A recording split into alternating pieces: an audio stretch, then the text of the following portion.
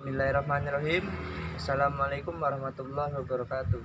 Di sini saya akan menyampaikan resum materi ilmu dakwah. Yang pertama, definisi dakwah. Dakwah adalah sebuah kegiatan yang dilakukan untuk menyeru kepada kebaikan yang dilakukan oleh seorang dai melalui sejumlah media yang outputnya adalah kebaikan. Metode dakwah sebetulnya tidak hanya ceramah saja, namun kita mengajak teman kita kepada kebaikan, contohnya sholat, juga termasuk kegiatan dakwah karena dakwah itu sifatnya persuasif. Yang kedua, kajian keilmuan dakwah.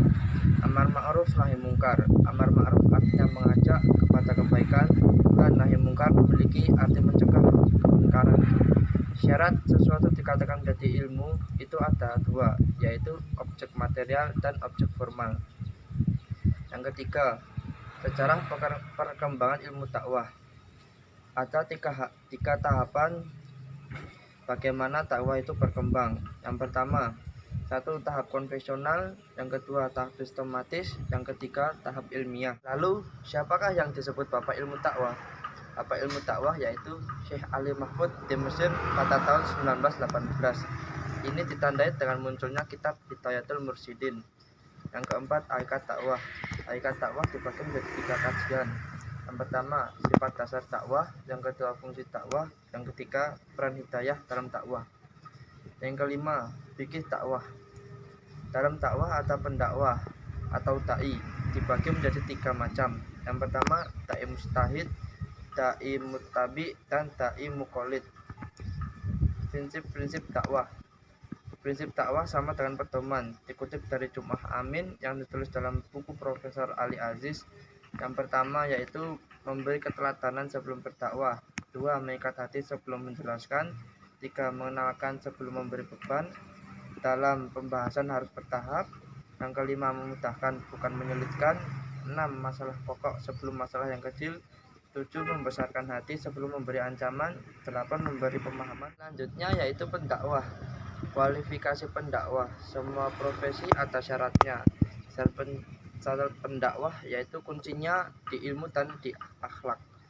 Abdul Qarim Sayyidan mengutip Al-Baini memberikan syarat, yaitu yang pertama memiliki keyakinan yang mendalam terhadap apa yang akan didakwahkan, yang kedua menjalin hubungan erat dengan mitra dakwah, yang ketiga memiliki pengetahuan dan wawasan, empat ilmunya sesuai dengan perbuatan, lima memiliki kepekaan yang tajam.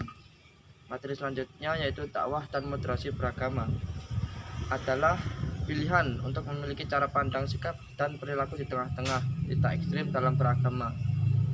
Yang kedua, keseimbangan antara dunia dan akhirat. Yang ketiga, hidup berada di masyarakat majemuk, harus berlaku moderat. Yang keempat, memiliki tanggung jawab dan harmonisasi.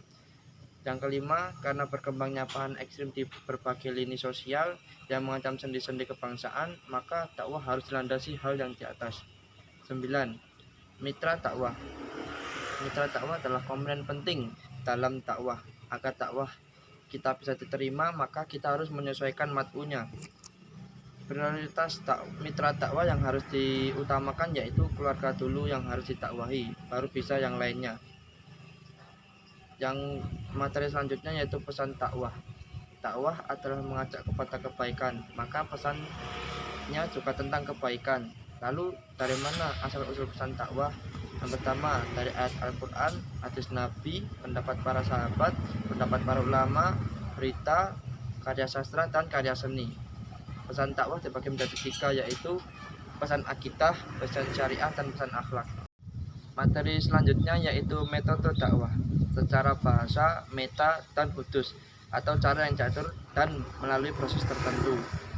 Secara universal orang tidak suka diperlakukan kasar, maka berikut metode dakwah yang dianjurkan. Yang pertama, hikmah, di sini bermakna mencegah kezaliman. Yang kedua, mauidhah hasanah, yaitu ungkapan yang mengandung unsur-unsur bimbingan nasihat. Yang ketiga, mujadalah, dibagi menjadi dua, yaitu berupa dialog dan tanya jawab. Berdebat boleh, tetapi harus mempunyai ilustrasi argumentatif. Dan terakhir, efek dakwah. Efek dakwah sama dengan efek komunikasi. Tahap-tahap orang berubah setelah ditakwahi, yaitu yang pertama kognitif, yang kedua efektif, yang ketiga behavioral. Efek dakwah dapat dikatakan berhasil apabila mat'unya atau mitra dakwahnya mampu menerima dan berubah secara berpikir, sikap, dan tingkah lakunya. Itulah tadi dari saya, kurang lebihnya saya mohon maaf. Billahi taufiq wal hidayah. Wassalamualaikum warahmatullahi wabarakatuh.